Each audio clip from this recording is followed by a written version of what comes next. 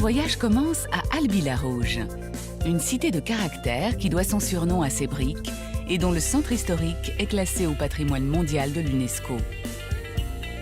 Votre guide dans ce lieu emblématique du Tarn aux couleurs si particulières, c'est Corinne, une albigeoise d'adoption qui a choisi de vous présenter sa ville depuis la rive nord du Tarn, un point de vue privilégié, bien connu des habitants.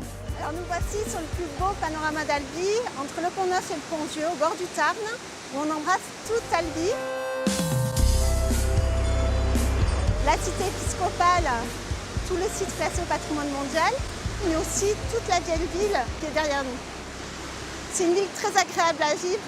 Alby-la-Rouge, c'est aussi Alby-la-Douce. Alby-la-Douce n'a pas à rougir de ses briques omniprésentes qui font toute son identité et son charme. Pour construire leurs maisons et leurs monuments, les premiers habitants n'ont pas eu à chercher bien loin cette matière première. C'est sur les rives de la vallée du Tarn qu'ils ont prélevé l'argile rouge abondant et peu cher pour produire de la brique en grande quantité à partir de la fin du XIIe siècle. Corinne retrouve Christian sur le Pont-Vieux. Hey, salut Christian, tu vas bien? Corinne, tu vas bien? Ouais. Il est guide conférencier à Albi et connaît par cœur les ruelles des quartiers anciens et leurs magnifiques façades qu'il va faire redécouvrir à Corinne. La première étape vers l'histoire de la ville se fera au cloître de l'église Saint-Salvi, un des endroits où vous pourrez observer très nettement une particularité étonnante de la brique albigeoise. Regarde les traces Ah de ouais. doigts. C'est tous les traces de bricotiers qui faisaient vraiment à la main. Ça, c'est trop attachant de voir ça. C'est beau, hein, en fait. Oh. Tu peux imaginer les bricotiers au XIVe siècle, tu peux imaginer comment ils travaillaient. Tu touches du doigt, c'est le cas de le dire, en fait. Tu mets tes doigts dans les traces des doigts des bricotiers. Tu touches l'histoire. Si vous pouvez deviner l'histoire d'Albi sur ses briques, vous allez maintenant mieux la comprendre à travers le monument phare du pays tarnais, la cité épiscopale. Vous ne pourrez manquer sous aucun prétexte ce joyau architectural situé en plein centre-ville. Cet ensemble majestueux est composé de la cathédrale Sainte-Cécile, le point culminant d'Albi, et du palais de la Berbie, une imposante résidence aux allures de forteresse. Cette cité épiscopale est née au lendemain de la croisade des Albigeois, qui a vu s'opposer catholiques et cathares dans la région. L'évêque de l'époque, Bernard de Castanet, était également vice-inquisiteur du roi. Il entendait bien faire de cette cité une démonstration de la puissance de l'Église. Quand l'évêque d'Albi prend le pouvoir au XIIIe siècle, il va s'auto-proclamer seigneur d'Albi. Il va faire construire donc une cité intramuros. D'abord le palais qui est juste derrière nous. Ouais. Donc, Qui est comme un château fort, en fait. c'est un château fort à la base. Il est là pour lui et sa garnison. Et il a le projet également de construire la réponse officielle de l'Église catholique face à l'hérésie, la cathédrale. C'est ça. Il veut impressionner les cathares, montrer la puissance catholique. C'est exactement. C'est ça, hein. En fait, c'est pour ça qu'il construira la cathédrale en forme de forteresse. C'est la forteresse de Dieu. Pour sa cité-forteresse, l'évêque voit grand. L'imposante cathédrale Sainte-Cécile, c'est la plus grande cathédrale en briques du monde. Un chantier titanesque qui va durer 2 siècles. Le plus surprenant dans cet édifice, c'est le contraste entre son allure extérieure austère et la richesse picturale de son intérieur. Une fresque en particulier attire les foules. Ce qui est remarquable ici, dans cette cathédrale, et ce que les gens viennent surtout voir, c'est cette magnifique peinture du Jugement dernier. Alors, c'est une peinture qui a été réalisée avant 1480 par des artistes français qui vont s'inspirer de l'école flamande. Et cette peinture n'a jamais été restaurée. Et c'est une peinture qui fait plus de 200 mètres carrés de surface à l'origine. Là, il manque tout le centre, qui a été détruit en fait plus tard, vers le XVIIIe siècle. Pour quelle raison? En fait, on va ouvrir en dessous une chapelle. Et D'accord. donc, le chapitre va demander à l'évêque de pouvoir détruire ce mur plat. Cette partie centrale accueillait principalement le Christ Pantocrator et l'archange Saint-Michel. Et dans sa partie basse, les péchés capitaux ne sont plus que 6. Donc on y voit l'orgueil, on y voit l'envie, on y voit la colère. Il manque la paresse. Voilà. C'est plus un péché Albi. Il y a aussi, ensuite, il y a l'avarice, la gourmandise et la luxure. La gourmandise et la luxure, sans aucun doute les péchés préférés du plus illustre des Albigeois, Henri de Toulouse-Lautrec. À l'intérieur du palais de la Berbie, dans les salles où l'on pratiquait la torture sous l'Inquisition, un musée lui est dédié. Les supplices du XIIIe siècle ont laissé place au plaisir de la contemplation des œuvres du maître. Peintre génial du post-impressionnisme, il illustrera mieux que quiconque les nuits bohèmes du Paris de la fin du XIXe siècle. Une œuvre originale pour un personnage hors du commun. Ce qui me plaît à moi dans ce musée Toulouse-Lautrec à Albi, c'est que tu peux ressentir la vie et le caractère de l'homme à travers son œuvre. C'est un épicurien qui adore la vie, qui croit que la vie par tous les bouts. Il faut imaginer que Lautrec, malgré son handicap, son infirmité, il n'était pas très grand, avait beaucoup de succès auprès des femmes. On raconte même que certains le jouaient au dé pour qui passerait la nuit avec lui le soir. Ah oui. Et en fait, il est mondain sans l'être quelque part, mais il a le goût de la fête, il a le goût en fait de la gastronomie, c'est un très fin cuisinier. Et par exemple, je ne sais pas si tu le sais, mais c'est lui qui va ramener de Londres la folie des cocktails. Donc il va ramener des recettes, il va lui-même introduire à Paris cette mode-là, il va créer ses propres cocktails, il faut imaginer donc assez fort et assez alcoolisé. Toulouse-Lautrec habitait à 2 pas du quartier de Castelnau, au cœur du centre historique. Ici, vous pouvez encore voir une multitude de vieilles demeures à pans de bois, des habitations typiques des riches marchands de l'époque. Comme la maison du Vieil Albi, l'une des plus anciennes de la ville. Donc cette maison du Vieil Albi est emblématique. Oui, parce qu'elle est vraiment caractéristique de toutes les maisons à Albi du Moyen-Âge à la Renaissance. C'est-à-dire les chopes au rez-de-chaussée, Oui, qu'on voit là. que tu vois en bas. À l'étage, tu as l'appartement qui est 2 pièces. Et au dernier, le fameux soleillou. Alors le soleillou, c'est quoi? Alors le soleillou, c'est ce que tu as en haut des maisons. C'est ce la partie typique qui est le séchoir. C'est où va le soleil, c'est vraiment de l'occitan. Riche ou pauvre, chacune avait vraiment son soleillou. Ça va te servir à faire sécher les vêtements, le fourrage, les salaisons. Donc au niveau du soleillou, tu as des colombages. Et non, c'est pas du colombage, c'est du corondage. Corondage. Et oui, parce que le D'accord. colombage, tu l'utilises pour le torchis, donc cette terre que tu amalgames avec de la paille et qui va te servir à faire ton mur. Mais dès que tu utilises de la brique ou de la pierre, c'est du corondage. Ces corondages, que l'on retrouve sur toutes les façades du centre, donnent au lieu des allures de bourg médiéval. C'est en parcourant l'une de ces ruelles, en passant la porte toujours ouverte d'une ancienne maison pastelière du XVIe siècle, que vous pourrez faire la rencontre d'une personnalité emblématique d'Albi qui, depuis 26 ans, pratique un métier plutôt masculin. Cette figure albigeoise, c'est Martine, que tout le monde ici appelle la forgeronnette. Elle prête aujourd'hui sa forge à des confrères pour des démonstrations ouvertes au public. L'occasion pour Corinne d'en savoir plus sur ce métier aux multiples fonctions. Le forgeron en ville est à la fois un serrurier et un ferronnier et un forgeron. La production d'un forgeron. Eh oui, parce que le serrurier, bon, c'est lui qui ouvre les serrures, mais le forgeron, c'est aussi celui qui fabrique les outils pour les autres corps de métier. Ouais.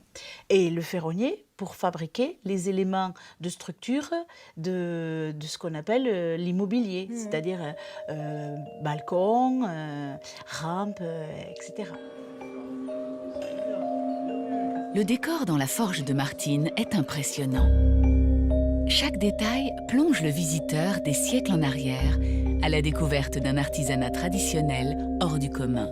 Mais c'est ce mur des clés tout au fond de la forge qui retiendra à coup sûr votre attention. J'ai des personnes qui m'arrivent, qui me demandent des nouvelles clés comme ça. Et le jeu consiste à trouver mon ébauche et à la fabriquer et à l'usiner. C'est quand même un vrai trésor, ça. On peut dire. Ah oui. On peut dire. Ces ébauches, ce sont les premiers modèles de clés qui ont été fabriqués de façon industrielle au début du XXe siècle. Alors sache que, en fait, la clé, elle a un chiffre, le canon, ici, l'anneau qui permet de le tenir. D'accord. Et le trou de la serrure s'appelle l'ève. Ce qui fait que le canon de la clé rentre dans l'ève de la serrure. D'accord, donc les serruriers étaient des coquins. Ils avaient un langage très imagé. C'est sur ces pensées friponnes que nous quittons Albi pour vous faire découvrir un village au charme exceptionnel, à seulement 25 km de là.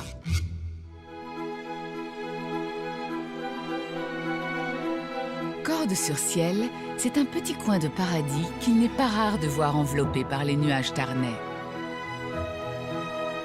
Une cité médiévale au relief escarpé qui domine la paisible vallée du Cérou.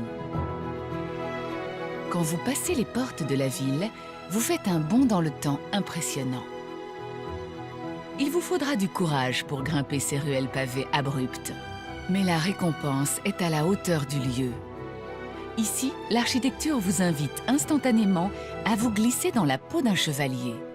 C'est à la Tour Saint-Michel, le point culminant de Cordes-sur-Ciel, que Corinne a donné rendez-vous à Francette, une native du village amoureuse de son fief. Bonjour Francette. Bonjour Corinne. Dis donc, ça se mérite de venir te voir, hein? Ici, ça se mérite. Hein. Ah, c'est magnifique. Waouh! Moi, ce qui m'a toujours surprise, c'est que sur ce piton rocheux, ils aient construit tout ça. Oui. Tu me diras, il y a eu les pyramides et autre chose. Mais en fait, arriver ici et construire ça... C'est en 1222 que cette bastide voit le jour sous l'impulsion de Raymond VII, comte de Toulouse. Nous sommes à la fin de la croisade des Albigeois qu'il a vu s'opposer à Simon de Montfort, envoyé par le roi pour conquérir le Languedoc. Il y a eu la guerre, les croisades des Albigeois, menées par le roi de France. Et Cordes est né un peu du résultat de ça. Le comte de Toulouse a récupéré le Languedoc, dont cette partie. Et c'est sur ce rocher qu'il avait décidé de faire une espèce de bastide fortifiée. C'était aussi pour récupérer un petit peu tous les gens dont les villages avaient été détruits, brûlés, etc. Et on pense qu'au début, ce sont les gens qui ont été amenés ici pour survivre, qui ont fait eux-mêmes, qui ont entrepris de faire des remparts. Puis les fortifications n'ont jamais servi finalement. Quand le roi de France a mis la main dessus et a réglé tout ça par des mariages, ça s'est arrêté. Comme quoi, le mariage, c'est pas si mal. S'ensuit une période de prospérité qui permet aux Cordais de construire des maisons protégées par les remparts. Ainsi furent bâties quelques magnifiques demeures entre la fin du XIIIe et le milieu du XIVe siècle, dont les superbes façades gothiques ont résisté aux outrages du temps. Francette, ce qui fait la richesse de Cordes, c'est ces maisons finalement. Oui, en fait, elles sont l'image même de cette bastide. C'est-à-dire qu'au début de la construction de Cordes, les maisons étaient beaucoup plus simples. La prospérité a gagné les habitants, les commerçants ou les propriétaires. Ils les ont aménagées pour qu'elles soient plus belles à voir et qu'au fur et à mesure que les propriétaires avaient des moyens, où ils devaient monter d'un étage et ensuite ils les décoraient de façon plus intéressante et puis peut-être ils essayaient de les faire plus belles que celles du voisin. Avec ce que l'on faisait à l'époque, c'est-à-dire ce gothique rayonnant qui est magnifique, les vitraux, et puis les gargouilles. Elles déroulent un peu l'histoire de la ville. C'est ça, parce qu'elles sont très rigolotes finalement. Tu as des scènes de chasse, mais tu as aussi des petits personnages étonnants, des femmes avec leurs enfants, des singes. Si vous aimez Cordes-sur-Ciel pour ses magnifiques maisons en pierre, un autre atout retiendra l'attention des plus gourmands d'entre vous. La spécialité du village, un incontournable de la gastronomie tarnaise, le croquant aux amandes. Il régale les Cordais depuis plusieurs générations. Alors c'est une spécialité de Cordes, les croquants. C'est devenu une spécialité de Cordes. Mais je pense qu'avant, c'était quelque chose inventé par une mère de famille ou une grand-mère pour écouler le surplus d'amandes qui avait été produit cette année-là. Il y en a qui disent non, c'est ma grand-mère, d'autres disent non, c'est là. Mais en fait, je crois que tout le monde dit la vérité et tout le monde a un peu inventé le croquant. C'est bon, hein? Tu fais craquer sur les dents de devant. Crac, crac, crac. Comme ça. Quand on mange, on comprend son nom. On comprend son nom, oui. Croquant, craquant. Des croquants craquants.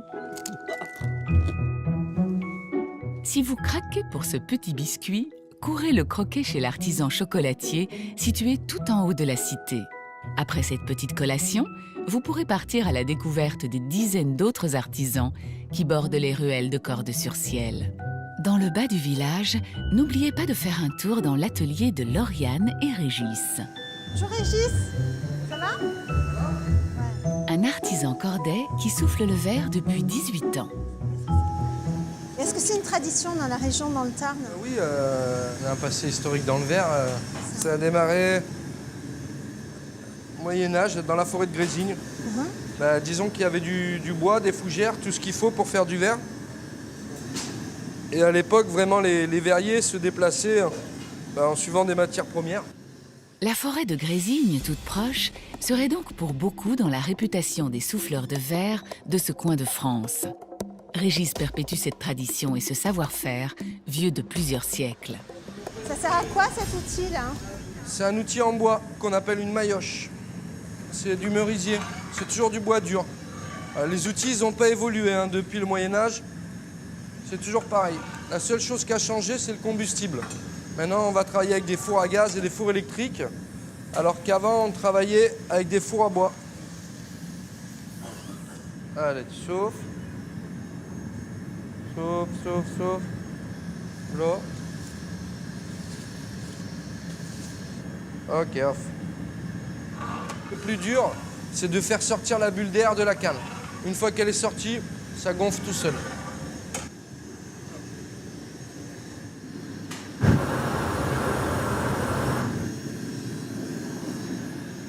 Un beau balai, c'est vraiment très beau à voir. C'est à la seconde près, ils savent ce qu'ils doivent faire tous les deux.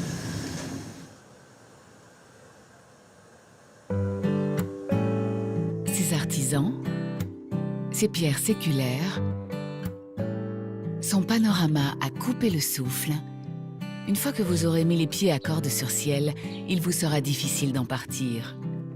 Si vous décidez toutefois de poursuivre votre chemin, poussez l'aventure un peu plus au sud, jusqu'à la ville dont les vignobles sont connus dans le monde entier. Gaillac. Logée dans une boucle du Tarn, cette cité millénaire a aussi des arguments à faire valoir. Roger Plajol, figure locale et vigneron réputé, le sait mieux que quiconque. Il a donné rendez-vous à Corinne, là où tout a commencé, à l'abbaye Saint-Michel. L'abbaye Saint-Michel, en fait, l'existence de Gaillac commence là. En 972, c'est une abbatiale conséquente avec des moines bénédictins qui, occupant les lieux, célébraient les offices religieux, mais aussi cultivaient la vigne et le vin et commerçaient avec l'Europe entière. Et pour pouvoir exporter leur vin, ils utilisaient le Tarn avec des gabarres, des bateaux à fond plat. Et ces bateaux avaient une particularité, ils étaient très dangereux. Et une expression populaire les appelait des nègres folles, c'est-à-dire des bateaux capables de noyer des fous, bien entendu, parce qu'il fallait être fou de conduire un bateau comme ça. Donc l'abbaye a constitué tout le temps un point important autour duquel s'est construit Gaillac petit à petit. Au fil du temps, la ville s'est construite autour de ses vignes. Gaillac, c'est avec Côte-Rôtie et l'Ermitage, l'un des plus anciens vignobles de France. 4 siècles avant Jésus-Christ, il y avait déjà de la vigne à Gaillac, importée en partie par les Romains. Robert, passionné par son terroir, a effectué des années de recherche sur la question. Il a même eu l'idée d'aménager dans ses vignes un espace conservatoire qui accueille un cépage pas comme les autres, avec une idée bien précise en tête. Bon, alors, est-ce que vous savez ce que c'est? Non. Bon, alors ça, c'est un Vitis vinifera sylvestris, c'est-à-dire c'est de la vigne sauvage, génétiquement sauvage, qui vient de la forêt de Grésigne tout à côté, c'est-à-dire 4000 hectares de forêt à l'intérieur de laquelle il y a de nombreux pieds de vigne sauvage. Ça, c'est un élément du devenir de la vigne, parce que la vigne est en train de plus ou moins de dégénérer. Il y a de nouvelles maladies qui apparaissent, il faudra essayer de les combattre. On a une résistance qui s'affaiblit et il serait temps de reprendre cette vigne sauvage et de l'associer avec des cépages de manière à un peu renouveler cette vigne qui est en train de mourir lentement à petit feu pour repartir sur des bases solides. Robert, vigneron visionnaire, va aller jusqu'au bout de son idée. Suivi par son fils Bernard, c'est dans un centre conservatoire qu'il va récupérer des cépages oubliés afin de les implanter sur ses terres. Vers la fin des années 70, il s'est aperçu qu'on faisait un petit peu fausse route au niveau du vignoble, parce qu'on plantait à ce moment-là encore des sauvignons, des merlots, enfin bon, tout ce qu'on sait aujourd'hui et que l'on cultive sur quasiment tous les vignobles de la planète, quoi, hein. Donc il n'y avait plus de véritable identité. Quel était l'objectif de retrouver tous ces cépages? On n'a pas voulu, à cette période-là, on n'a pas voulu faire d'assemblage pour que nos consommateurs aient des repères gustatifs. Voilà. On n'a rien voulu modifier dans le goût à la fois du cépage et que lui transmet aussi le terroir. Le terroir à Gaillac, ce n'est pas une mince affaire. Pour faire du bon vin, il faut aussi un bon tonneau. Pour en savoir plus, suivez Corinne chez un tonnelier qui accueille les curieux sur rendez-vous et dont la renommée dépasse les frontières. Greg est un de ceux qui réalisent ces barriques avec pour seul credo l'amour de son métier.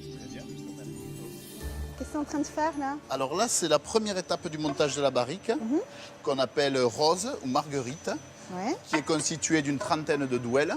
Les douelles, donc les planches. C'est ça, voilà, c'est les planches qui constituent le tonneau. Ouais. Elles sont à peu près au nombre de 30, surtout pour une circonférence de 2,18 m. Et ça représente combien de litres cette barrique? Ça, 227 litres. C'est la bordelaise, voilà, oui. Une fois les douelles mises en place, il faut donner sa forme au tonneau. Et pour le faire en douceur, l'ensemble assoupli grâce au feu d'un petit brasier passe au cintrage. Donc voilà, la fameuse étape de préchauffe. On va le préchauffer une vingtaine de minutes, ce qui va assouplir le bois. On sent l'odeur, hein? Ah déjà, oui, on sent vraiment l'odeur. Il y a déjà un développement de palettes aromatiques, de premières palettes aromatiques. L'étape suivante est primordiale dans la fabrication d'un bon tonneau. C'est le moment où le tonnelier va personnaliser sa création. Donc je vais opérer une légère remontée en chauffe et par la suite, on va bousiner, on va colorer, on va toaster le fût pour lui faire développer toutes ces palettes aromatiques qui sont bourg du Seine français, très vanillé, brioché, ça tourne vraiment autour de tout ça. C'est très subtil. Et dis-moi, en fonction de tes clients, tu vas avoir des commandes particulières tout pour à fait. le résultat. En fonction de mes clients, voilà, je décline plusieurs chauffes, de la légère à des très fortes. Tout ça, ça va donner des arômes au vin? Alors oui, ça va apporter au vin effectivement tout ce qui lui manque, de l'arrondir ou de l'assouplir, de le sucrer ou de lui donner un peu plus d'acidité, suivant la chauffe que nous avons fait. Vous l'aurez compris, le métier de tonnelier est aujourd'hui complexe. Autrefois, les charpentiers de tonneaux, comme on les appelait, étaient plutôt guidés par un souci d'efficacité. À l'époque, ils avaient des tonneaux, c'était des contenants. Si tu leur avais parlé de palettes aromatiques, de vanille, de tout ça, ils t'auraient rionné. Les types, ils en buvaient 1 litre le matin, 1 litre à midi, 1 litre le soir. Et ils dormaient avec une quille à côté du lit. Donc tu ne pouvais pas leur parler de palettes aromatiques. Et donc, d'une année à l'autre, ils se nettoyaient leur fût et ils re-entonnaient tout ça. Et c'était parti pour une année. Et s'il leur manquait un cercle, ils allaient voir le tonnelier, tu me fous un cercle et ceci et cela. Tu me répares la douelle, ça allait très vite.